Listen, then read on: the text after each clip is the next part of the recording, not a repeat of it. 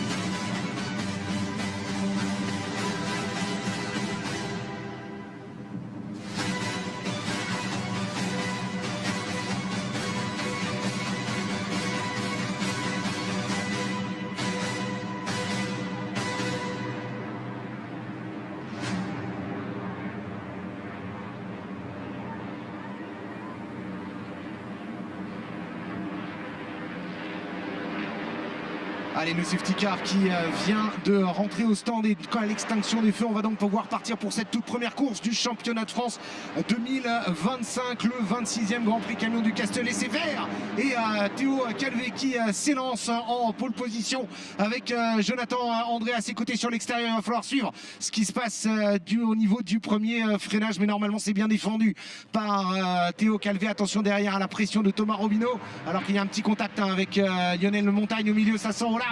Théo Calvé est passé, il me semble que Jonathan André malheureusement a déjà été impliqué dans ce contact au premier, ouais c'est ça, au premier virage, et malheureusement Jonathan André vraisemblablement arrêté au milieu du premier virage. On va voir ça dans quelques instants. En tout cas on le disait avec Aurélien Ergotte tout à l'heure, s'il y a un petit peu de bris et de Chicor devant, ça peut faire ses affaires.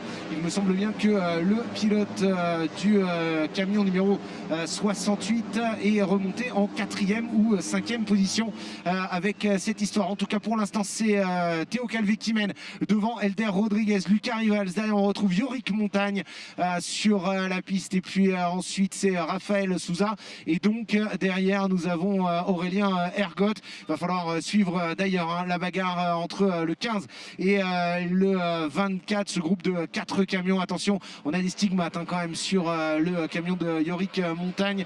Est-ce qu'il a conservé ses problèmes de carrosserie depuis, un peu comme a fait son père depuis le départ, ou est-ce qu'il y a eu...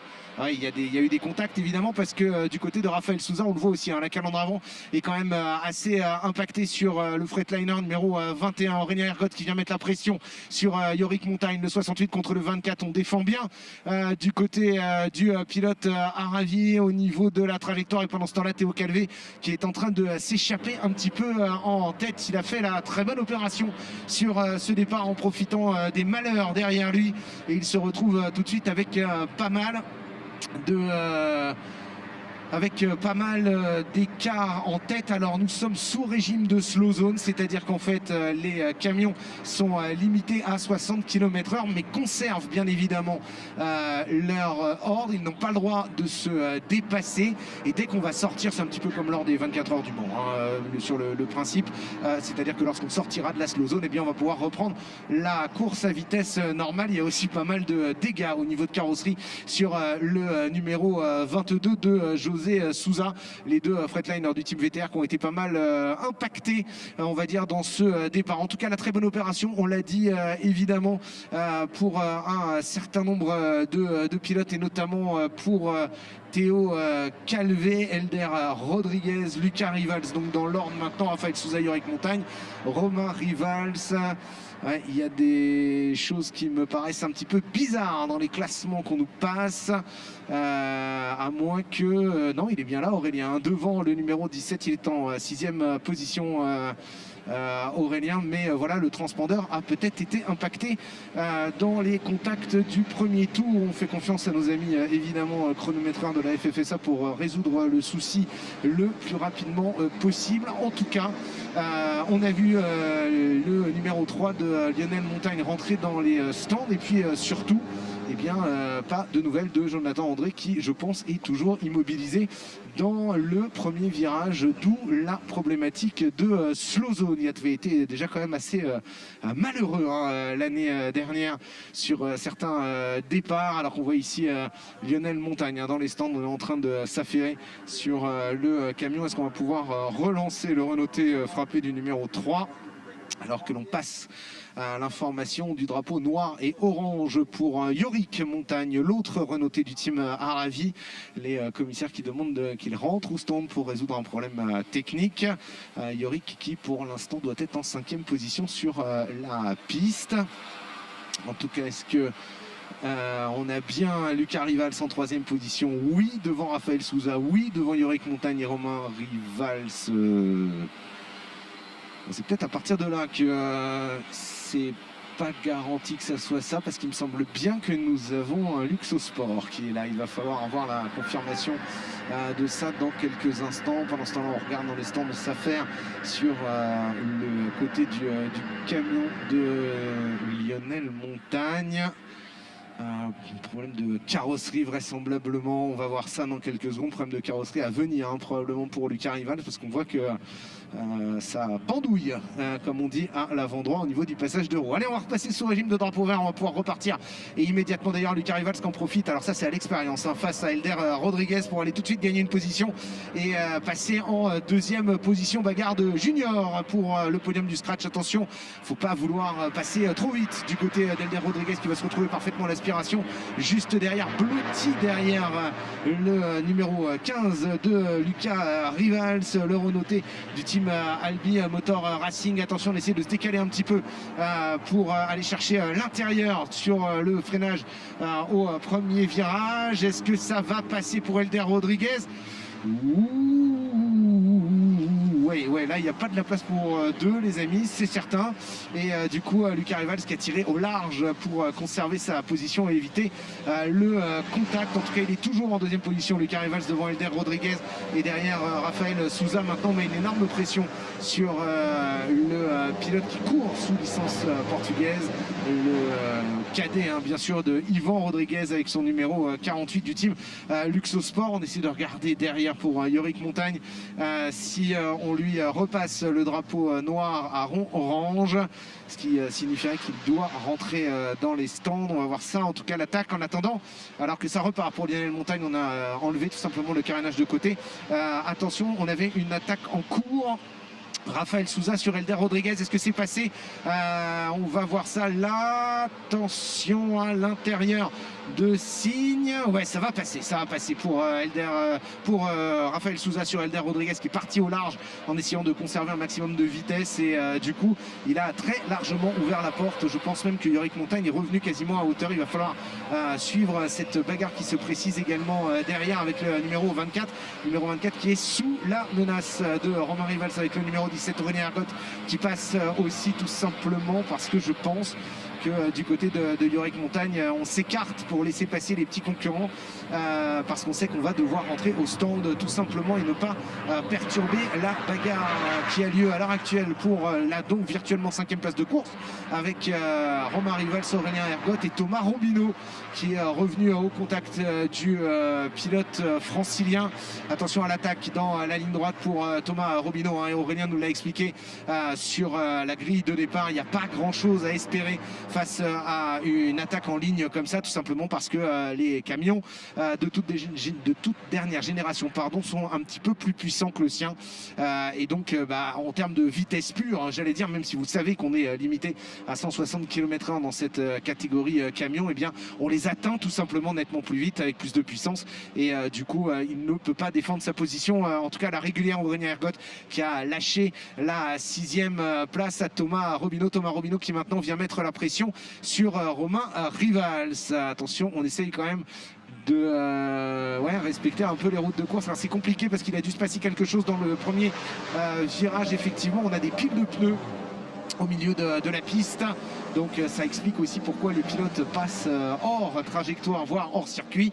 C'est tout simplement parce que la trajectoire n'est plus disponible avec cette pile de pneus en plein milieu. On va descendre un petit peu plus bas pour suivre aux alentours de la 9e position la bagarre pour cette 9e place entre le numéro 7 et le numéro 22, le Freightliner à calandre orange fluo qui vient mettre une énorme pression à Anthony Robineau. On en discutait tout à l'heure sur la grille avec Anthony qui partait 12e. Il y avait l'espoir de remonter dans ce classement et c'est ce qu'il est en train de faire, Anthony. Ici on est un petit peu derrière avec Anthony Romé en 16e position et qui voit derrière lui une belle bagarre entre Pierre Ihuel notamment avec le Volvo et Xavier Fouché un petit peu plus loin dans le classement, mais il faudrait revenir un petit peu sur le devant et notamment la bagarre, je vous le disais, pour la 6e je pense, ou non, 9e position entre Anthony Robineau et José Souza. On va voir ça dans un instant. En tout cas, le leader, c'est toujours Théo Calvé qui déroule, quasiment à 7 secondes d'avance maintenant sur Raphaël Souza qui a trouvé l'ouverture tout à l'heure, on l'a dit, sur Elder Rodriguez pour aller récupérer la 2e place, malgré un camion qui, vous le voyez, porte quand même pas mal de stigmates de ce qui s'est passé au premier virage. Ouais, attention à cette pile de pneus. Il y a un drapeau jaune, messieurs, il faut quand même faire attention, c'est signalé. Et donc en tout cas c'est passé pour Elder Rodriguez, il faut dire qu'il est à pleine bagarre. Elder Rodriguez avec le numéro 15, attention ici justement Lucas Rivals qui essaye de porter une attaque sur la chicane, là ça passera pas, mais s'il reste vraiment bien blotti derrière le camion, il peut espérer en mettant la pression trouver une ouverture au niveau de Signes, et d'ailleurs assez intelligemment Elder Rodriguez essaye d'aller fermer la porte avec la trajectoire intérieure sur ce freinage de Signes histoire de rester devant. Est-ce que ça pourrait peut-être passer quand même. Il va falloir regarder ça pour l'attaque potentielle de Lucas Rivals pour aller chercher. Et ouais, et ici on attaque. Est-ce que ça va passer? On est sur l'entrée du double droite. À mon avis, ça va passer pour Lucas Rivals, là où est passé d'ailleurs Raphaël Souza tout à l'heure, sur cette entrée sur le double droite du Bossé, où Elder Rodriguez a tendance à tirer un petit peu large. Et attention derrière, la bagarre, il en profite, Thomas Robineau, pour aller lui aussi passer le pilote junior et gratter ainsi une position lui aussi, passer 4e et rester surtout en mesure de mettre une énorme pression sur Lucas Rivals pour essayer d'aller récupérer dès le tour suivant la 3e marche virtuelle du podium. Thomas Robineau, ouais, alors là c'est osé de la part d'Elder Rodriguez parce qu'il faut complètement casser la vitesse dans ce virage. Il va se faire piéger à ce jeu-là. Voilà, on disait, c'est de l'expérience là aussi dont il a encore besoin de prendre, le très véloce rookie Elder Rodriguez, parce qu'en essayant d'aller couper tout simplement le virage du pont, il a complètement cassé la vitesse du camion. Et à la relance, évidemment, ces jolis bébés ayant certes 1200 chevaux mais faisant un petit peu plus de 5 tonnes, eh bien il faut relancer évidemment évidemment la mécanique et le poids, et ceux qui arrivent en enroulant un petit peu plus le virage de manière un petit peu plus lancée, et bien évidemment tirent leur épingle du jeu dans la ligne droite qui suit. C'est exactement ce qui s'est passé pour pour Romain Rivals qui vient de lui passer devant. Il en a profité. Malheureusement, Aurélien Ergotte derrière n'a pas réussi à faire de même. Et puis voilà, on est au niveau de cette bagarre avec toujours Anthony Robineau et José Souza en pleine bagarre, quasiment avec Aurélien Ergotte maintenant pour la 7e place. Thomas Robineau qui vient de signer le meilleur temps absolu dans le premier secteur, maintenant qu'il a un tout petit peu de champ libre devant lui, le pilote du MAN TG du team Robineau. J'espère que c'est pas un moteur, j'espère que c'est pas un moteur, ce gros panache de fumée, juste un gros freinage. Je suis pas optimiste. Je suis pas optimiste malheureusement pour Aurélien Ergotte. Énorme panache de fumée derrière le DAF frappé du numéro 68 qui va très logiquement sortir de la trajectoire, et je crains malheureusement que la messe soit dite. Alors j'espère que c'est juste une durite ou une problématique. Fabien Calvé qui serait là me dirait vraisemblablement que je suis bien trop optimiste vu le panache de fumée, mais on espère que ça n'est pas si grave et qu'on pourra retrouver Aurélien dans la suite de cette journée, à minima dans la suite du week-end. En tout cas, c'est dommage parce qu'il était en bonne position aux alentours de la 7e position, Aurélien, mais il va devoir donc céder sa place à Anthony Robineau. Il s'est arrêté sur le bord de piste, le pilote du DAF des camions de course franciliens, et ça va faire les affaires d'Anthony Robineau qui va passer 7e devant José Souza, Antoine Languillin en 9e position, et c'est peut-être bien Patrick Châtelain avec son Iveco Strator qui va intégrer le top 10. On va voir ça dans quelques secondes. Eh bien pas du tout, parce qu'il se passe de la bagarre également derrière, c'est ce qu'on a dit, hein. On a des bagarres à tous les niveaux du peloton, et notamment entre Mathieu Bernard et Fabrice Chénion. Ce qui m'inquiète plus, c'est Patrick Châtelain qui dans l'affaire a quand même perdu 4 positions. Fabien Nel est passé également pour être 12e. On n'a pas vu ce qui s'est passé évidemment parce qu'on était concentré sur la bagarre devant, ce qui est très logique entre Romain Rivals, Elder Rodriguez et notamment Aurélien Ergotte. En tout cas, on va retrouver calmement la tête de course avec Théo Calvé devant Raphaël Souza et Lucas Rivals, mais Lucas Rivals qui, vous le voyez, est en train de voir revenir sur lui, fondre presque sur lui, Thomas Robineau. Thomas Robineau parfaitement placé pour porter une attaque désormais sur le pilote du team Albi Motor. Attention, ça risque d'être compliqué peut-être pour le junior de défendre sa position face au triple vice-champion de France en titre. Alors on va essayer de retrouver ça dans le dernier secteur du Bossé, juste avant d'enrouler le virage du lac. Alors, il est vraiment parfaitement placé. On va défendre magistralement la trajectoire intérieure du côté de Lucas Rivals. Il faut bien enrouler ce virage du pont pour conserver un maximum de vitesse. Mais attention parce que c'est un vieux renard, Thomas Robineau. Il sait exactement où porter son attaque. Il va sans doute rester calme, rester derrière et puis simplement aller se placer. Voilà, c'est ce qu'il fait sur la ligne intérieure, se porter à hauteur.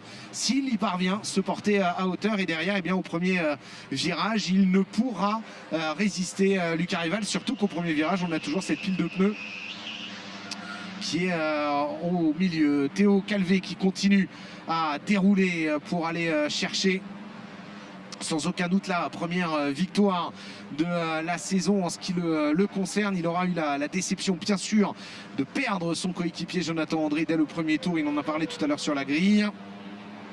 C'est de regarder derrière avec Raphaël Souza. Oui, Thomas Robineau est toujours derrière Lucas Rivals. Lucas Rivals qui défend admirablement bien. Robineau qui est du reste isolé entre les deux camions du team Albi Motor Racing, Lucas et Romain. En tout cas, belle performance des juniors dans cette première course, puisqu'on a 3 juniors dans le top 6, avec pour l'instant Lucas Rivals donc toujours en 3e position, et puis derrière 5e et 6e Romain Rivals et Elder Rodriguez. Théo Calvé lui déroule assez tranquillement, même si attention, parce que la bagarre derrière, faut pas trop gérer non plus, parce que la bagarre derrière fait que l'écart est en train de se réduire doucement. On a aux alentours de 4 secondes maintenant à peu près d'écart entre Théo Calvé et Raphaël Souza, toujours en 2e position, et qui commence à revenir un petit peu lui aussi sous la pression de Lucas Rivals et Thomas Robineau, toujours en bagarre. Donc pour l'instant on est un petit peu isolé entre sans doute en gestion entre les deux fretliners de tête. On rappelle que c'est pas la même génération, hein. Du côté de Théo, on a le DV50, alors qu'on est sur l'AK29, la toute dernière génération pour Raphaël Souza. Mais a priori ça devrait quand même suffire, cet écart à Théo, pour aller continuer sa série de 1. Premier des essais libres 1, premier des essais libres 2, premier des qualifs, premier de la Superpole, et potentiellement dans 2 tours maintenant, premier de la première course du week-end. En tout cas, c'est un début absolument parfait pour Théo Calvé. Raphaël Souza, il disait, le but du jeu, c'est d'essayer d'aller gagner des positions, et puis on va voir ce qui se passe. Alors attention, hein, on rappelle que le départ est sous investigation, donc le classement sur la ligne devra être confirmé par les commissaires au vu et après analyse de ce qui s'est passé dans le premier virage, qui a été particulièrement mouvementé. Mais je ne pense pas de toute façon que ça impacte Théo Calvé, qui ce me semble n'avait pas grand chose à maille à partir dans cet accrochage, en tout cas de ce que nous on en a vu. Maintenant nous, hein, on n'est pas commissaire, donc c'est pas non plus forcément ce qu'ils vont penser. On les laissera évidemment décider avec tous les éléments que nous n'avons pas. Alors Raphaël Souza en 2e position. Le camion est certes bien impacté, mais pour l'instant il est toujours solide 2e et sur un bon rythme de course. Et puis il va falloir suivre jusqu'à la fin de course maintenant cette bagarre pour la 3e marche du podium entre Lucas Rivals et Thomas Robineau, le numéro 15 et le numéro 2, tout simplement parce que c'est le podium qui se joue derrière, juste derrière 4 secondes, 6 secondes même maintenant, derrière le numéro 21. On va les voir arriver en haut du cadre. Voilà, avec l'attaque sur l'extérieur, alors que Florian Defay est au ralenti, mais en 23e position. Mais attention à l'attaque devant pour en Thomas Robineau, qui portait une attaque sur Lucas Rivals. On va voir au passage de la ligne si bien il a trouvé l'ouverture, et ce me semble, de ce que je vois au fond de l'image de nos amis de la production télé, il me semble bien qu'il a trouvé l'ouverture, c'est ça. Il est passé Thomas Robineau devant Lucas Rivals, désormais 4e Thomas Robineau, qui, je vous le disais, en vieux renard des circuits, a simplement analyser la trajectoire de son rival pour finalement trouver l'ouverture juste à la sortie du virage du pont, à la relance, et il en a profité pour aller récupérer la 3e marche du podium. C'est pas fini néanmoins, parce que Lucas Rivals n'a pas dit son dernier mot, et il reste encore 2 tours, enfin celui-là plus un autre à parcourir. Attention cependant, parce que Lucas, on le sait, l'objectif de ce qu'il a annoncé, c'est bien sûr d'aller remporter le titre junior 2025. Derrière lui, il y a Romain Rivals, son frère, qui va également marquer des points au niveau junior. On se souvient que l'année dernière, Lucas avait fait 2-3 petites erreurs en course. Il était un peu malheureux parfois en essayant d'aller chercher un petit peu mieux que la première place junior. Et en fin d'année, Yvan Rodriguez l'avait coiffé au poteau pour le titre de champion junior 2024 de quelques points seulement.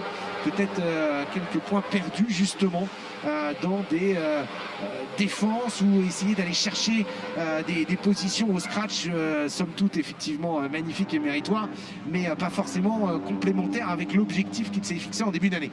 Donc on espère que Lucas va peut-être sagement rester à la 4e place du classement derrière Thomas Robineau, mais en premier junior, protégé qu'il est, avec surtout un bon gap désormais par Romain Rivals. Et puis évidemment continue à mettre la pression sur Thomas Robineau, parce qu'il peut espérer pousser le vice-champion à la faute, mais pas forcément tenter l'attaque suicide, qui au final lui coûterait plus cher qu'elle ne lui rapporterait, en tout cas en termes de points.